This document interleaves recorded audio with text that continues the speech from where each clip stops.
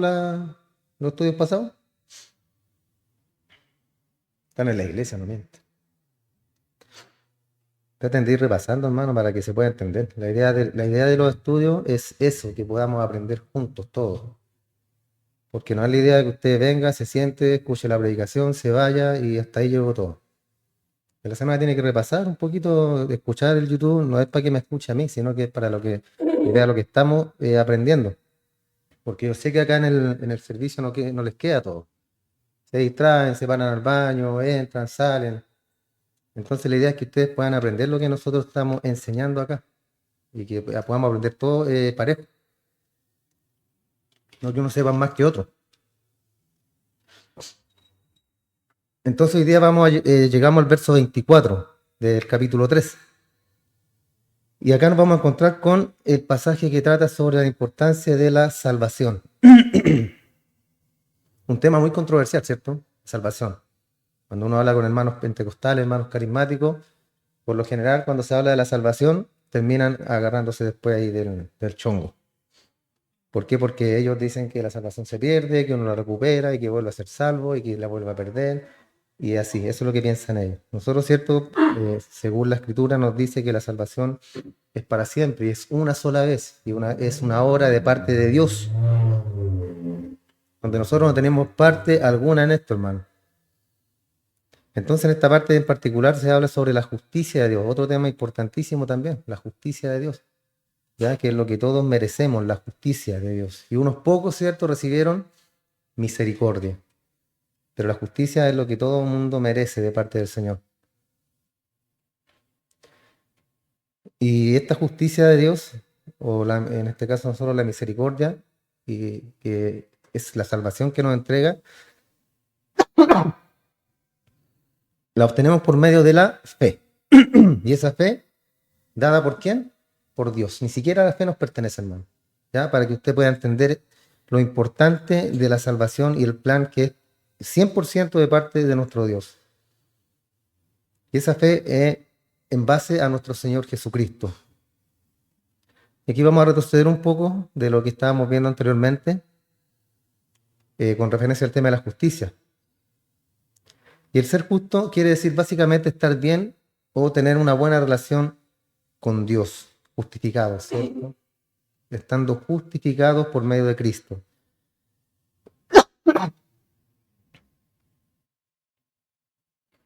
Y somos hechos juntos con Dios en sus propósitos, términos, de acuerdo, ¿cierto?, a sus normas. También importante, aquí todo, hermano, es con las normas de Dios, la salvación. El plan divino, todo es bajo las normas de Dios, no bajo nuestros preceptos o lo que nosotros pensamos o creemos que es lo correcto con respecto a la salvación, sino que es lo que Dios ha dicho. Sino Él nos salva, ¿cierto? Estando muerto en delito y pecado, Él nos amó, nos salvó, puso en nosotros la fe para que nosotros pudiéramos creer. Eso nos enseña la doctrina de la gracia, que la hemos visto, que la vimos, y también le he dicho, repásela. Entonces, el plan de Dios es de Él y perfecto. Yo no tengo nada que ver ahí. No hay obra alguna. Si usted se porta bien, no está teniendo ningún mérito. Nada, hermano. Nos portamos bien porque somos salvos y tenemos la nueva naturaleza en nosotros. Por eso yo me porto bien ahora. ¿Caigo, peco? Sí. Voy a caer, voy a pecar. Pero estamos en el pacto de la gracia, hermano. Y el que peca se levanta, sigue adelante, confiando, siento, en que Dios nos ha salvado. Porque imagínense un Dios que nos salve y después nos dice, no, pecaste, así que perdiste la salvación, ya no te quiero a mi lado, ya no te... Sí se pierde comunión cuando nosotros pecamos, ¿ya? Sí se pierde la comunión y es importante que nosotros podamos entender eso, hermano, cuando pecamos, debemos arrepentirnos, debemos pedirle perdón al Señor porque se nos corta la comunicación con Él. Estando en pecado, estando en sombra, estando en oscuridad, cuando pecamos caemos en oscuridad.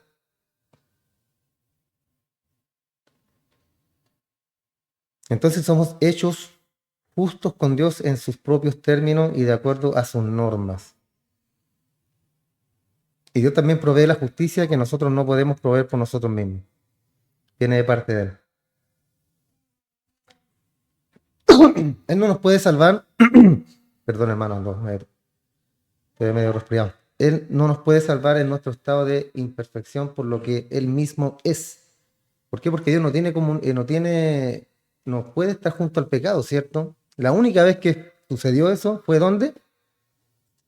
¿Estuvo Dios con el junto al pecado? En la cruz, ¿cierto? Porque ahí cargó Él todos los pecados del mundo. Todos los pecados fueron cargados en nuestro Señor Jesús para darle muerte y para darle, ¿cierto?, la victoria a los que después creeríamos en Él.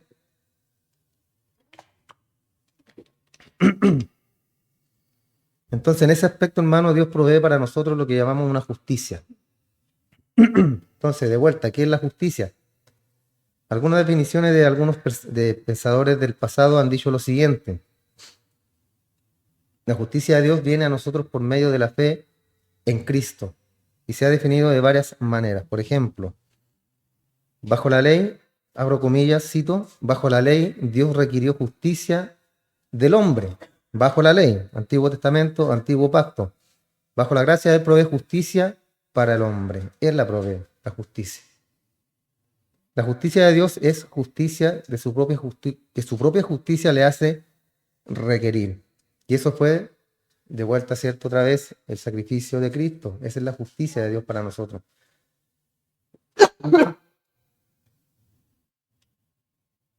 Una definición sencilla pero profunda a la vez.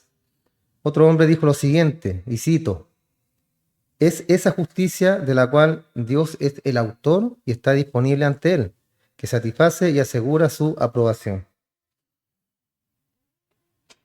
Es esa justicia, dijo otro hombre, que el Padre requiere, en la cual el Hijo se convirtió. Se fijan que todo, hermano, del Evangelio y todo lo que podamos hablar y estar hablando nosotros a lo largo de todo este estudio, de todas las predicaciones que van a venir por delante, todo es cristocéntrico, hermano. Todo habla acerca de Cristo, porque Él es el centro de la Escritura. De principio a fin, Él es el centro. Entonces es esa justicia que el Padre requiere, en la cual el Hijo se convirtió, y de la cual el Espíritu Santo nos convence y que la fe nos asegura. Entonces la justicia es conseguida y asegurada por la fe, no por las obras, ¿ya? Hacemos obras, nos portamos bien porque estamos agradecidos con el Señor, porque somos nuevas personas, nuevas criaturas, estamos en Cristo y por eso nos portamos bien. Si usted se porta bien para que Dios lo premie, está equivocado, ¿ya? Está mal. No está mal en sí, pero está mal su concepto de lo que significa el portarse bien. Como hijos, ¿cierto? Nos portábamos bien porque queríamos cosas cuando éramos jóvenes. Los hijos se portan bien porque quieren conseguir cosas. Nosotros nos portamos bien porque ya hemos conseguido algo. O no conseguido, sino por el regalo que nos dio nuestro Señor. Por eso ahora hacemos buenas obras, las que estaban, ¿cierto? Preparadas de antemano. Ni siquiera son suyas las obras, hermano. Ni siquiera para eso, ¿cierto? Una vez más leemos los versículos 22 y 23. Dice la justicia de Dios por medio de ¿qué? De la fe. ¿En quién? ¿En la Virgen María? ¿En San Pancracio? No, ¿cierto? En Jesucristo, nuestro Señor, nuestro Cristo. De la fe en Jesucristo para todos los que creen en Él. O sea, para los que ya han venido a Cristo. Ya, eso tiene que quedar claro, no para los que van a creer, ni los que creerán, ni nada, sino para los que creen en Él. Porque no hay diferencia. Por cuanto todos que pecaron. Todos. Adán pecó, todos pecamos.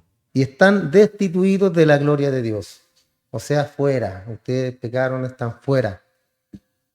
Ya no pueden estar acá conmigo. A no ser, ¿cierto?, que yo vaya en su rescate, dice el Señor. Entonces esa justicia se obtiene por medio de la fe, no por mérito de las obras. Y nuestro Señor Jesús lo aclaró bien cuando en el relato del Evangelio de Juan 6, 28 y 29 le preguntaron, ¿qué debemos hacer para poner en práctica las obras de Dios? Respondió Jesús y les dijo, esta es la obra de Dios, que creáis en el que ha enviado, dice. Creer en Él, ¿cierto? En nuestro Señor. Y la importancia acá, hermano, acerca de asegurarse esta justicia de Dios no es que haya algún mérito en la fe suya o algo de mérito en el simple hecho de creer. No es así. Porque la realidad, la fe no es una obra de parte suya. Lo importante es el objeto de la fe. ¿Quién es el objeto? También lo vimos. El objeto es Cristo. Y lo vimos en estas palabras de Charles Spurgeon, un gran predicador, ¿cierto? No es su esperanza en Cristo lo que le salva.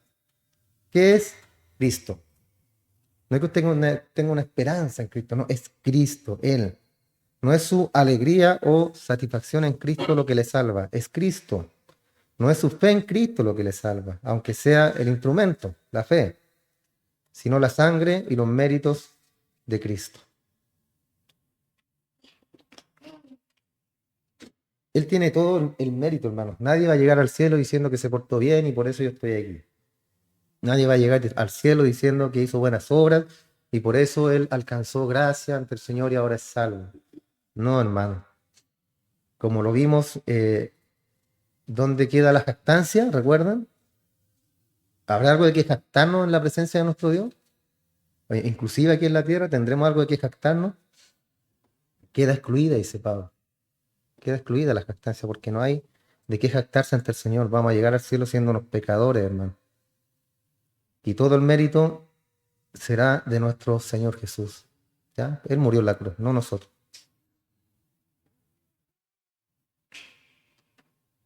Verso 24 dice, siendo justificados gratuitamente. ¿Qué es lo que es gratis? Algo que no se cobra, ¿cierto? No tiene valor, no tiene precio. Una dádiva. Siendo justificados gratuitamente por su gracia, mediante la redención que es en Cristo Jesús. ¿Y es en quién? En Cristo Jesús. Eso debe quedarnos siempre muy claro, hermano. Entonces esta palabra gratuitamente la usó el Señor Jesús cuando dijo en el capítulo 5 del Evangelio según San Juan, cuando dijo él, sin causa me odian, o gratuitamente me aborrecieron.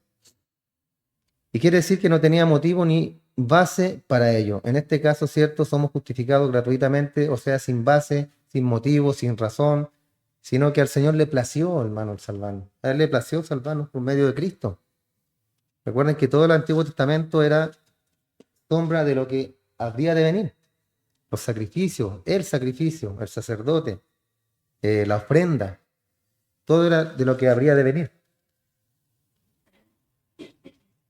Entonces esto gratuitamente, como dice acá.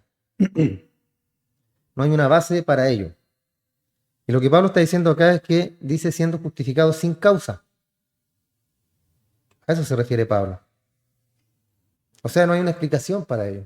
Porque ¿qué explicación le podría dar usted a todo esto, hermano? Al tema de la salvación. ¿Qué explicación?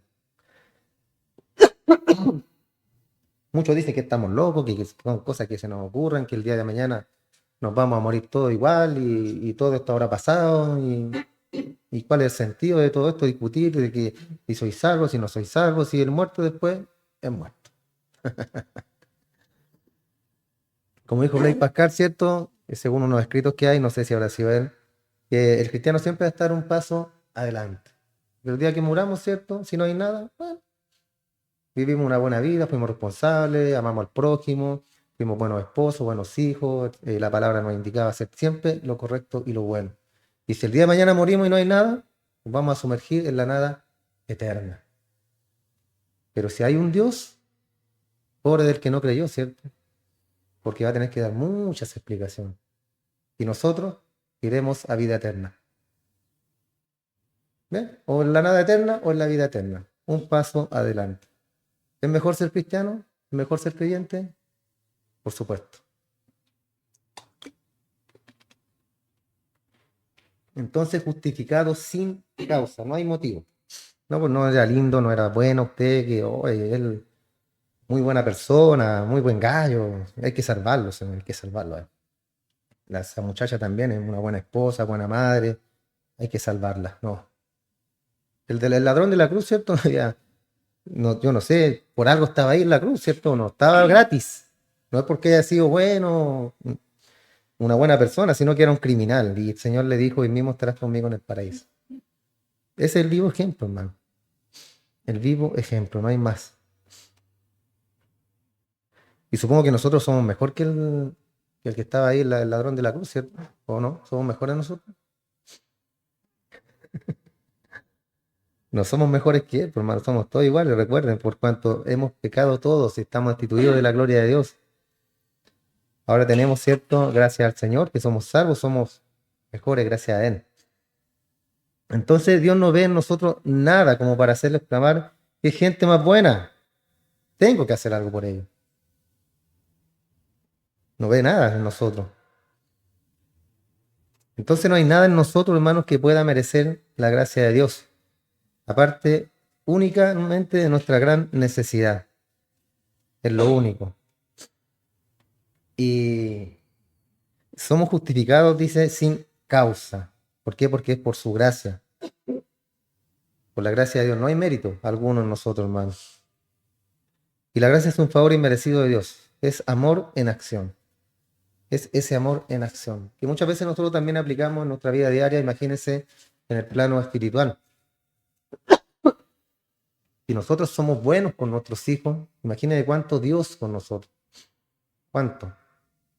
Ahí lo podemos ver. De repente en nuestros hijos hay cosas que no merecen, pero nosotros como padres se las damos o hacemos un esfuerzo o queremos lo mejor para ellos.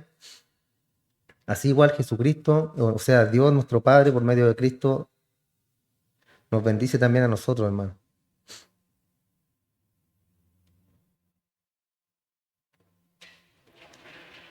Entonces no hay mérito, ningún mérito en nosotros, solamente la gracia de Dios, el favor inmerecido, el amor en acción.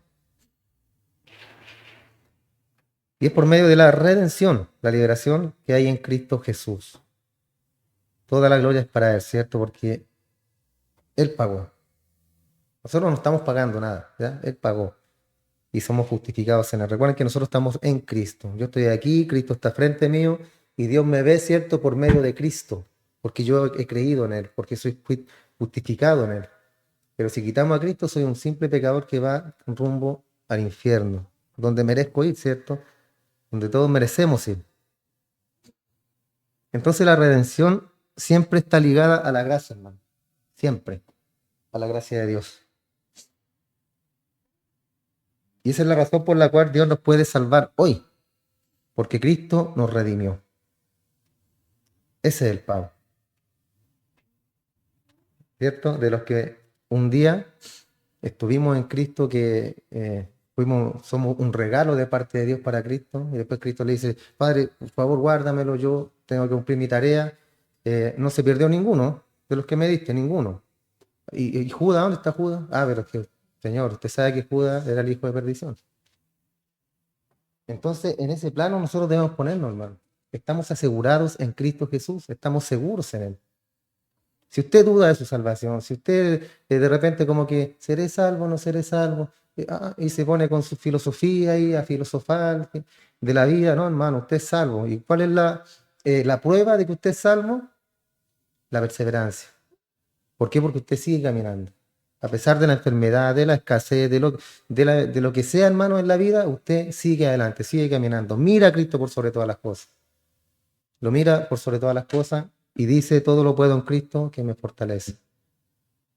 Seguimos así, hermano. ¿Por qué? Porque es la perseverancia. El que persevera hasta el fin será salvo. No es una condición, sino que es lo que el cristiano hace, persevera. Es una afirmación esa frase, hermano. El que persevera hasta el fin será salvo.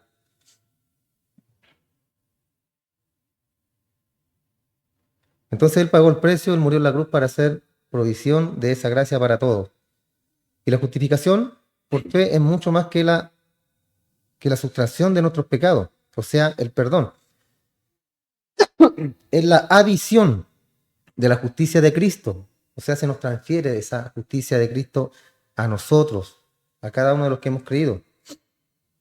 Y no somos meramente restaurados a la posición que tenía Adán antes de su caída, sino que ahora somos colocados en Cristo. Eso es lo fabuloso, hermano, lo maravilloso de esto, que cuando Él nos salva y nos pone, es cierto, en la posición, como dice acá, de Adán, ¿cierto? Sin pecado, sin nada, ahí piluchito, con su mente sana. No, sino que nos pone en la posición en Cristo, donde pertenecemos para siempre, permanecemos para siempre, perdón. No es algo que se pierda, sino que es algo que es para toda la vida hasta que partamos, hermano. Entonces, ¿cómo Dios nos salva? Por gracia. Esa es la fuente de la cual fluye el agua viviente de Dios hasta el día de hoy, hermano, por la gracia. Y así, gracias a lo que Dios ha hecho, enviando a la muerte a su Hijo, Dios puede salvar por su gracia. Pablo escribió a los Efesios en el capítulo 2, versos 4 y 5.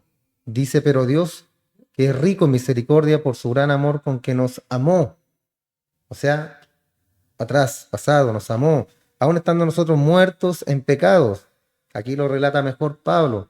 ¿Cómo estábamos? Muertos. ¿Un muerto qué hace? Nada. ¿Un muerto cómo huele? Mal, ¿cierto? Muy mal. Estábamos muertos en pecados. Y después dice, nos dio vida juntamente con Cristo. Entre paréntesis dice, por gracia soy salvos. Juntamente con Cristo nos entregó la vida y somos salvos por medio de su gracia.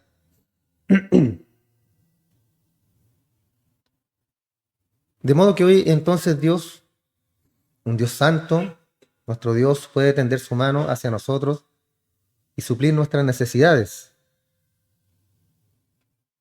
Entonces es maravilloso, hermano, tener a ese Dios Salvador, a ese Dios que no nos dejará jamás, a ese Dios que puso a su Hijo Cristo por medio de nosotros, en sacrificio por nosotros.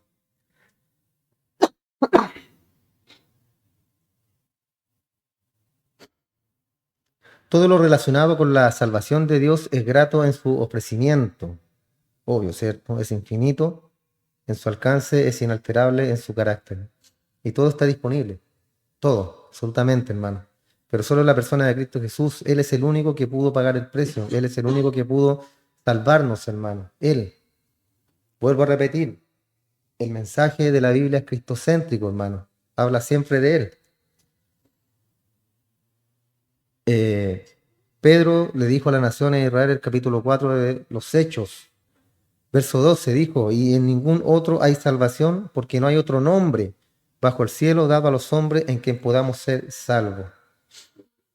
Yo no sé, hermano, cómo hay religiones tradicionales que conocemos que pueden decir que hay salvación en un santo o en la Virgen María. Yo no entiendo eso. Se respeta, yo respeto mucho, todas las religiones son respetables. Yo respeto, obviamente, a la Virgen María, que fue la madre de nuestro Señor Jesús.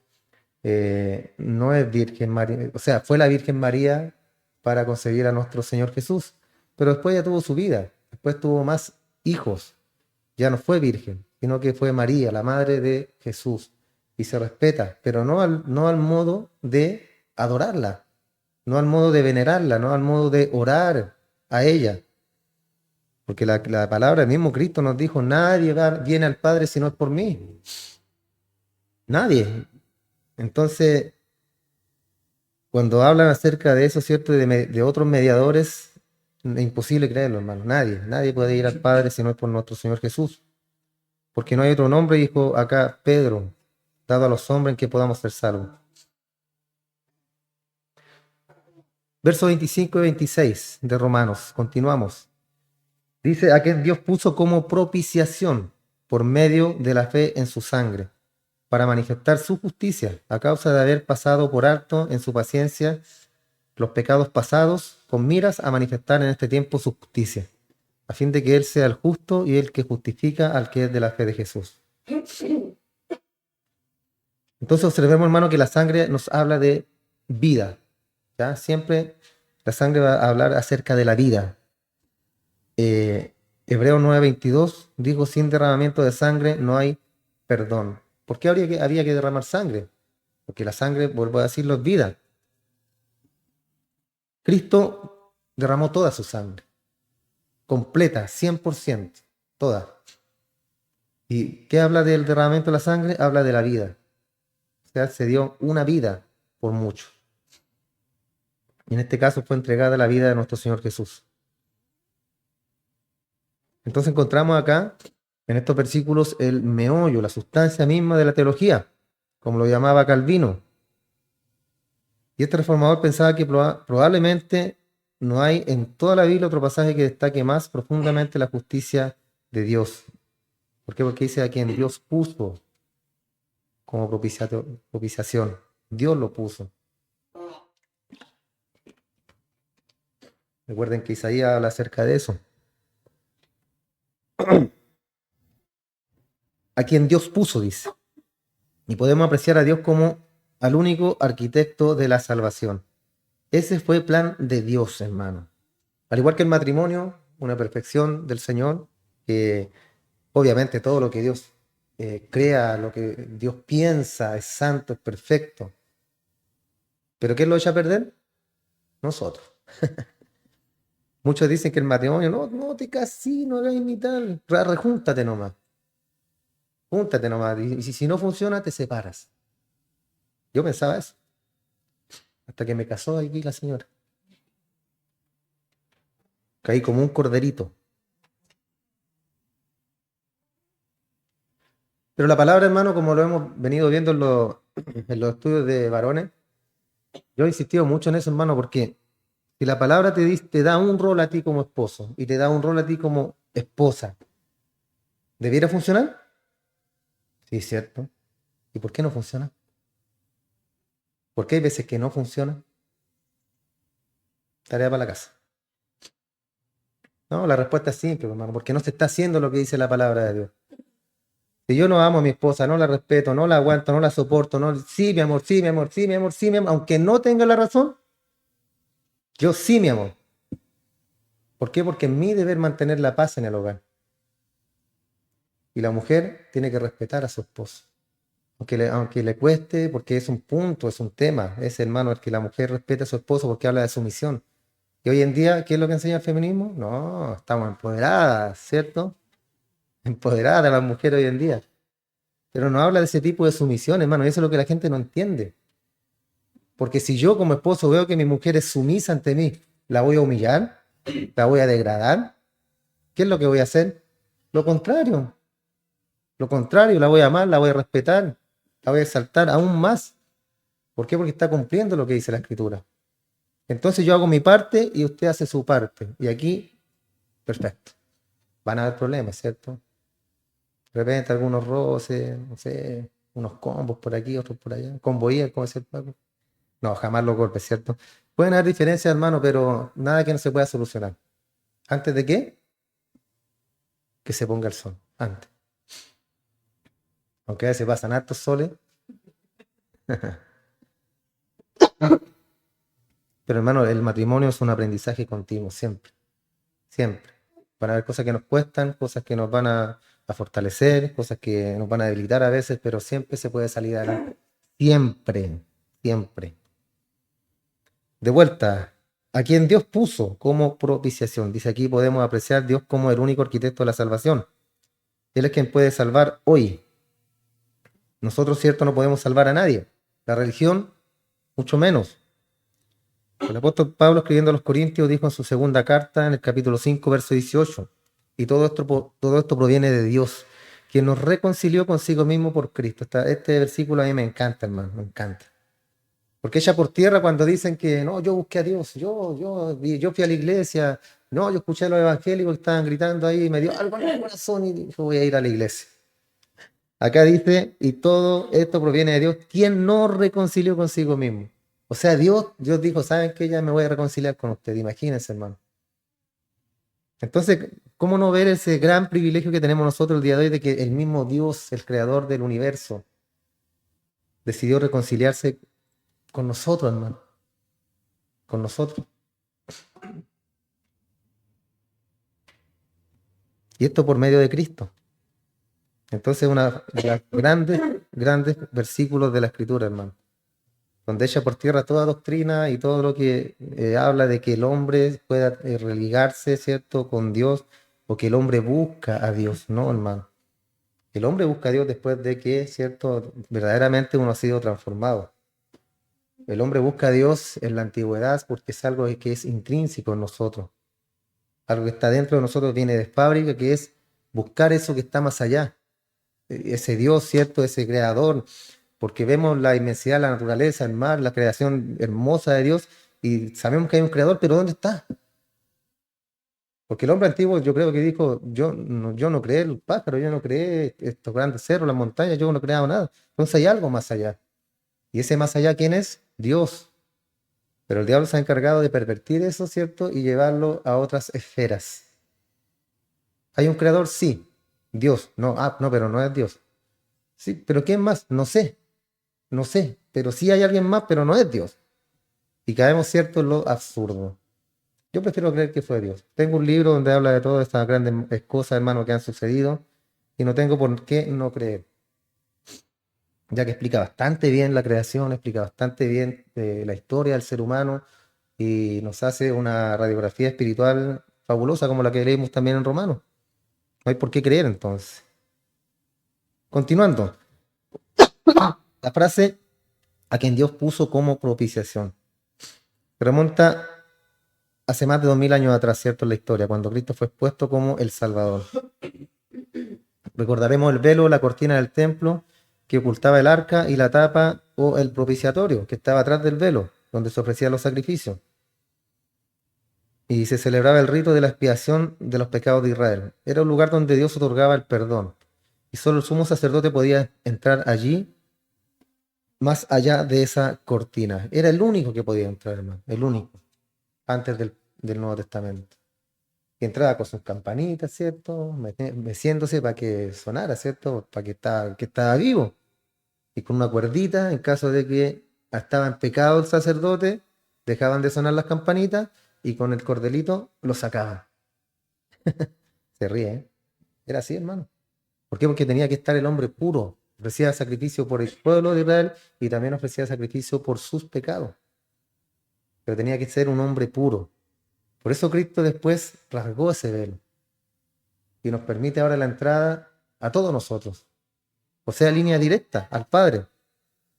Cristo murió y esa cortina fue rasgada.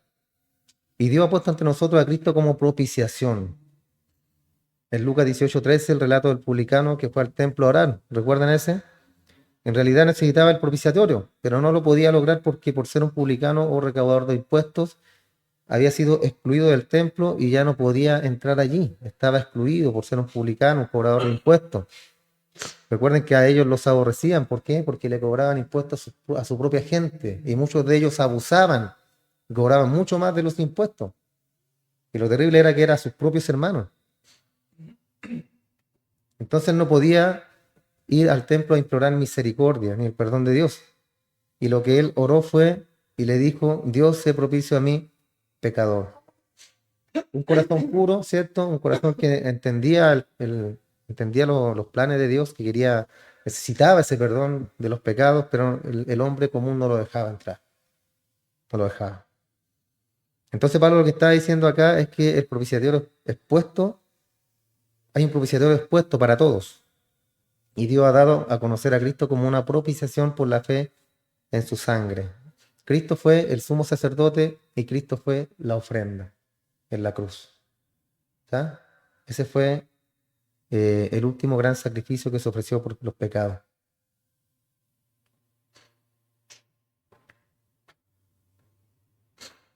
Si usted viene a Él le salvará incondicionalmente, que es lo que Él hizo con cada uno de nosotros. Y generosamente también. En el Evangelio de San Juan, capítulo 6, en el verso 37, dice: todo lo que el Padre me da, perdón, vendrá a mí, y al que a mí viene, yo no le echo fuera. Todo lo que el Padre me da, dice Cristo.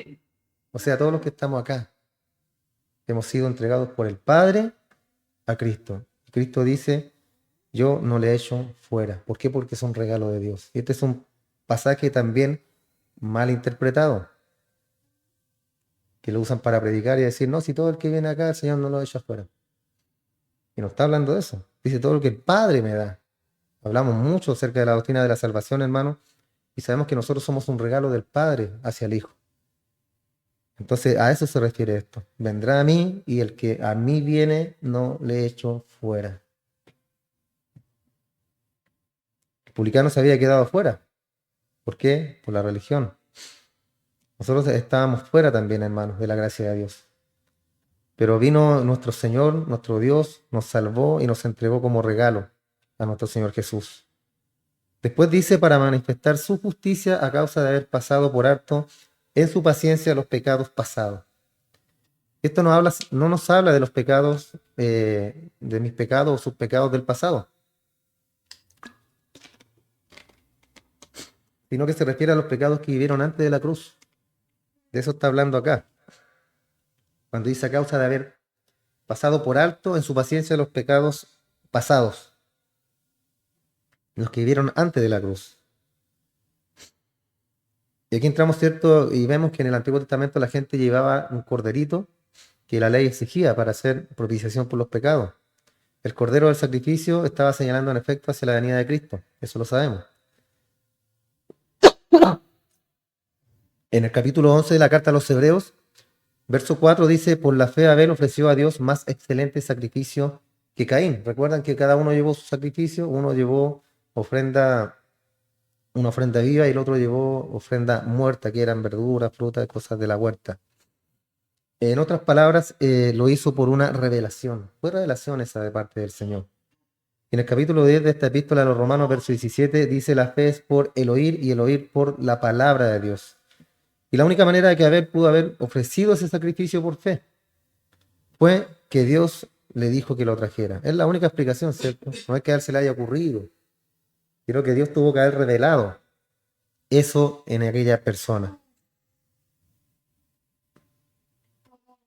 Entonces así es cuando leemos en este capítulo 3 acerca de los pecados pasados. Y quiere decir que hasta el momento en que Cristo murió, Dios salvaba a crédito, ¿cierto? Por decirlo de alguna forma. Utilizando con esta palabra, un término comercial, para explicar mejor lo que ocurrió acá. Dios no salvó a Abraham por el trabajo o un sacrificio. Nunca salvó a nadie por traer un sacrificio, el Señor. Aquí el tema era que el sacrificio señalaba hacia Cristo, a lo que habría de venir. Y cuando Cristo vino, Él pagó por todos los pecados del pasado y también por los pecados de la época posterior a la cruz, en la cual nos encontramos. Recuerden que vimos también eso, ¿cierto? Que muchos serán juzgados por la ley del corazón, de la mente, de lo que uno sabe. Antes de Cristo, obviamente, no se sabía lo bueno se sabía lo bueno y lo malo, pero no de una forma concreta hasta que vino la ley. Pablo lo explica así, ¿cierto? Yo no sabía que esto era pecado hasta que la ley me dijo esto es pecado. Pero en el fondo sí lo sabía, de alguna u otra forma. El actuar el bien o el actuar de forma del mal. Entonces, de este lado de la cruz, nosotros hoy en día no traemos sacrificio, ¿cierto? Ya no se nos exige hacer sacrificio. Pero debemos confiar en Cristo y en la eficacia del sacrificio que Él hizo. Lo único que se nos exige ahora, ¿cierto?, es sacrificio. ¿De qué? ¿Recuerdan o no? Sacrificio de alabanza, fruto de labios que exalten su nombre, dice la Escritura. Después Pablo hizo una pregunta acá, en la primera parte del verso 27. ¿Dónde pues está la jactancia? ¿Dónde está la jactancia? Si Dios está salvando hoy por la fe en Cristo y no por nuestros méritos o nuestras obras, entonces, ¿qué lugar queda para el orgullo del ser humano? ¿Quedará algún puntito o algo? ¿No? Si yo hice un poquitito, 50 y 50. Yo hice un poquitito. Hermano, antes se predicaba eso, ¿no? Yo recuerdo cuando recién comenzamos, cuando usted nos llamó, nosotros hablábamos de eso. Hablábamos del 50 y 50. Usted haga su 50% y el Señor va a hacer el otro 50%. Yo no sé cómo no nos llegó un rayo, hermano, en ese tiempo y ¡pum! Fulminado, bájate, hereje. Pero sabemos, cierto, que este es un camino de aprendizaje. Y gracias a Dios hemos ido por un camino correcto, hermano. Entonces, no hay mérito en nosotros. ¿Qué lugar queda para el orgullo del ser humano? ¿De qué podemos jactarnos hoy en día? No nos queda nada para enorgullecernos, nada, hermano. Entonces Pablo contesta esta pregunta sobre la jactancia de esta manera. ¿Dónde está, pues, la jactancia? Queda excluida. Eso dice Pablo. O sea, fuera. No hay jactancia aquí. ¿Por cuál ley? ¿Por la de las obras? No, sino por la ley de la fe. No por obras. Por eso la jactancia queda excluida, sino que es un acto de fe. Entonces Dios nos salva no en base a un sistema de méritos, ¿ya? meritocracia, no hay meritocracia acá, sino que es por fe, en base a creer en lo que Él ha hecho por nosotros. Esa es la base. Por lo tanto, su obra excluye nuestra jactancia. Después dice en el verso 28, otra vez, queda excluida. ¿Por cuál ley? ¿Por la ley de las obras? No, sino por la ley de la fe. Después dice, concluimos pues que el hombre es justificado por la fe sin las obras de la ley. ¿Ya? Solamente fe. Sola fide, sola gracia, sola escritura, como dice. Entonces Dios salva a la raza humana o nos salva a nosotros no en base a méritos.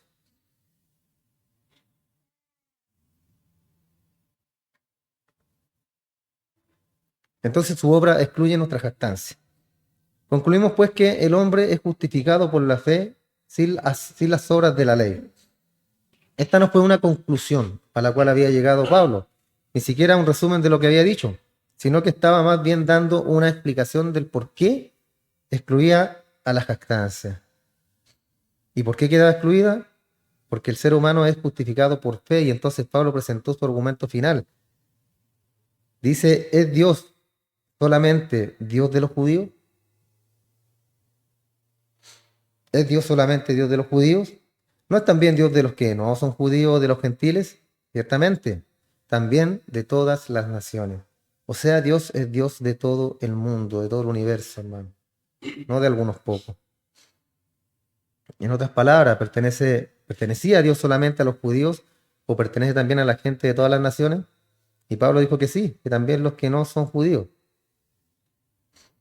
Entonces el argumento que presentó Pablo fue convincente, hermano. Si la justificación es por la ley, entonces Dios pertenece a los judíos. Pero si la justificación es por la fe, entonces Él es Dios de los judíos y de los que no son judíos.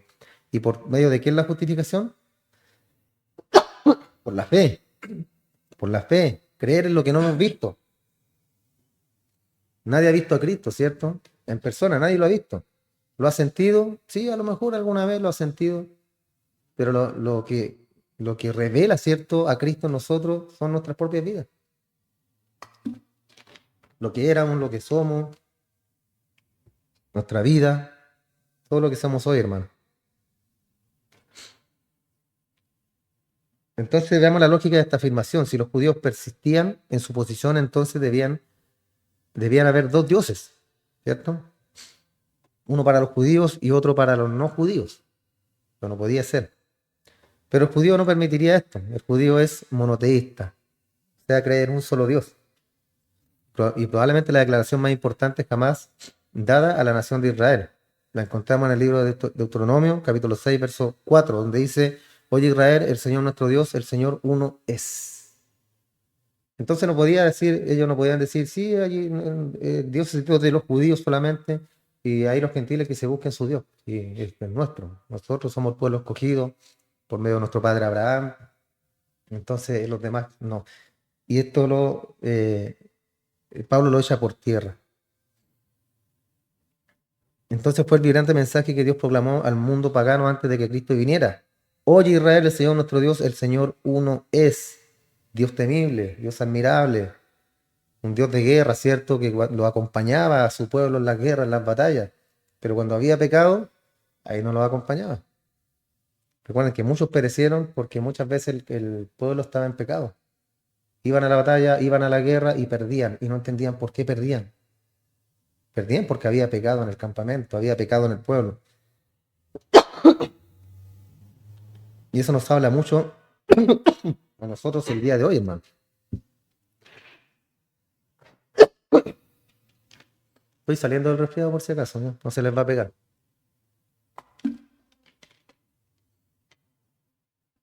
Después continúa Pablo diciendo, porque no hay más que un Dios.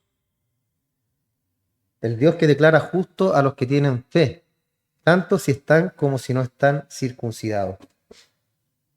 En otras palabras, hay un solo Dios. Y en el Antiguo Testamento Dios dio la ley a los hombres. El hombre que pasó con la ley fracasó, pero Dios no lo salvó porque guardara o cumpliera la ley. Hasta el día de hoy, ¿cierto? ¿Quién podría cumplir la ley? Nadie. Nadie puede cumplir la ley. Ni la va a cumplir jamás. el único que la cumplió fue nuestro Señor Jesús. Por eso nosotros cumplimos la ley, pero por medio de Él. Estamos representados en Él. No es que la hayamos cumplido en sí, pero como estamos por medio de Cristo, la hemos cumplido de alguna forma.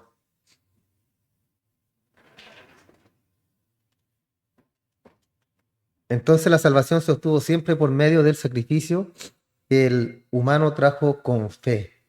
Eran los sacrificios, ¿cierto?, de animales, llevándolos con fe ante el Señor. Y eso hablaba, ¿cierto?, de lo que habría de venir, que es la venida de nuestro Señor Jesús. Verso 31. Luego, ¿por la fe invalidamos la ley?, pregunta Pablo. Y dice acá, de ninguna manera. De ninguna manera. Más bien confirmamos la ley, dice Pablo. Entonces esta referencia a la ley nos trae como significado esta palabra. No está limitada en esta ocasión al sistema mosaico, tampoco se refiere a cualquier ley, sino que está refiriendo a toda la revelación del Antiguo Testamento, a toda la revelación.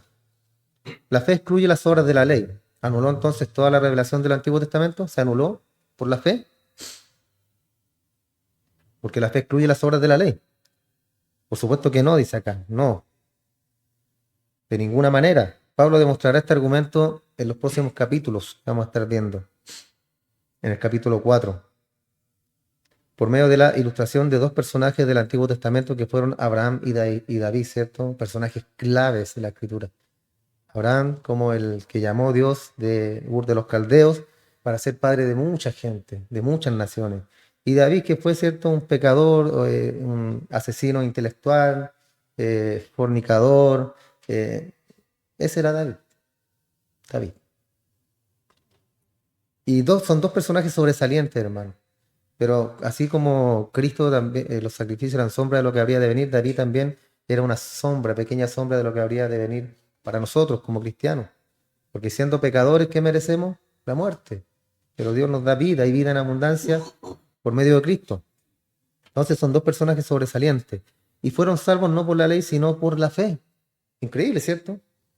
Porque de que el Señor llamó a Abraham, ¿por qué creyó Abraham? Por fe. Por la fe, no fue por obras. Entonces, del Antiguo Testamento que venimos viendo el tema de la fe. David también, por fe. Para empezar, Abraham nació y vivió 400 años antes de la entrega de la ley. Él no vivió en base a la ley de Moisés porque ésta simplemente no existía en su tiempo. Entonces, ¿en base a qué vivió Abraham? A su fe. Porque fue llamado por un Dios y él creyó. Creyó Dios a Abraham y le fue contado por justicia, por justo. Abraham no vivió en base a la ley, ¿cierto?, de Moisés porque no estaba en ese tiempo. Entonces Dios lo salvó en base de la fe. Lo eligió y por la fe creyó Abraham. ¿Qué diremos de David? ¿Cree usted que David podía haber sido salvo por cumplir la ley? ¿Se pudo haber salvado David por haber cumplido la ley? No, ¿cierto? No, estamos claros que no. El Antiguo Testamento dejó bien en claro que David quebrantó la ley. Y así con esa misma furia que cuando le estaba contando la historia al profeta, no, ardió mi corazón, mi alma, mi ser y debe ser muerto. ¿Eres tú, David? Ah, no, exageré, no es para tanto. Sí, algo pasó, hay que ver el contexto de la historia. Él debía morir, hermano, debía morir, pero Dios lo salvó, Dios lo redimió a David. Entonces, sin embargo, Dios lo salvó. ¿Cómo? Por medio de la fe. David confió en Dios, creyó en Él. Incluso después de cometer su pecado, se acercó a Dios confesándolo. Y Dios lo aceptó y lo salvó por medio de la fe. Mientras pequé, decía él, mientras estaba en pecado, se envejecieron mis huesos, gemía todo el día, me enfermé, ay, no podía levantarme, pero ¿qué? Dijo, es que no he confesado mi pecado. Él pensó que Dios no lo veía, ¿cierto? Pasó como decimos acá nosotros, pasó piola ese pecado. Ahí quedó. Pero no, hermano, Dios sabía que David había pecado y él no se había arrepentido. Entonces él se arrepintió, confesó su pecado y le dijo, Señor, he pecado contra ti, contra el cielo y contra ti. Y ahí empezó David nuevamente a remontar. Por eso dice que la escritura que David era conforme al corazón de Dios. Porque a pesar de todas las caídas y de todo lo que pasaba, hermano, él se arrepentía. Era un perseverante, un creyente, y todo era en base a la fe. Entonces, terminando, hermano, para terminar, cuando usted y yo asumimos que somos pecadores y nos acercamos a Dios confiando en el Señor Jesús como nuestro Salvador, indiferentemente de quiénes seamos, dónde nos encontremos y en qué condición nos hallemos, Dios nos salva, porque hoy Dios juzga al ser humano frente a una sola cuestión. Y la pregunta es la siguiente: ¿qué harás con mi hijo que murió por ti en la cruz? ¿Qué haremos nosotros ahora por Cristo que murió en la cruz? Tenemos de seguir nuestros propios caminos, podemos de seguir el camino que Dios nos tiene trazado por medio de Cristo. Oramos, hermano, damos gracias al Señor por su palabra.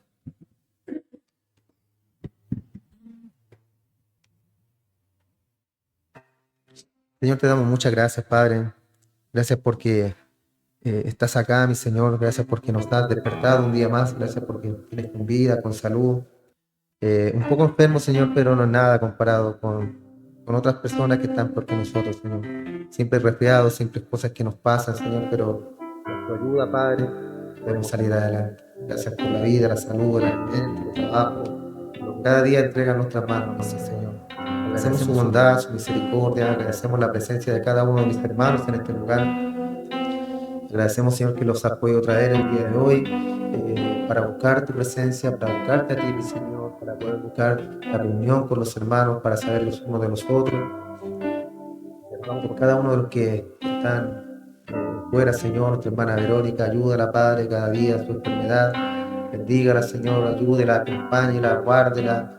Todas sus molestias, todas sus batallas espirituales, que ahí esté su presencia, Señor, para poder ayudarla y bendecirla. Diga a nuestra hermana Inés también, Señor, que está ahí en su hogar, en su edad ya, mi Señor, avanzada. Vaya también bendición de parte suya, mi Dios. Ayúdela, dígala, guárdela también, Señor. Tenga misericordia de su vida, tenga misericordia de ella, mi Señor. Y guárdela, Padre, en estos tiempos también que están peligrosos. Bendiga nuestra nación, bendiga nuestro país.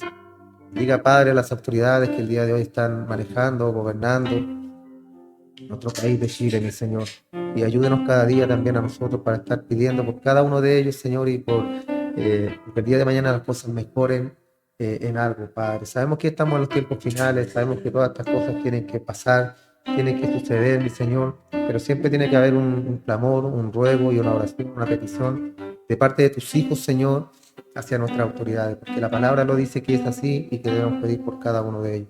Aunque no la hayamos elegido o sí la hayamos elegido nosotros, que así debe ser. No hay condiciones en tu palabra, Padre. Rogamos por cada uno de nuestros hermanos de este lugar, si alguno está en enfermedad, poderoso es usted, Padre, para ayudar, para bendecir, para sanar y para también sobrellevar cada una de las dolencias. Gracias, Padre, entregamos todo esto en sus manos, en el nombre de Jesús, nuestro Señor. Amén y amén. Gracias, Señor.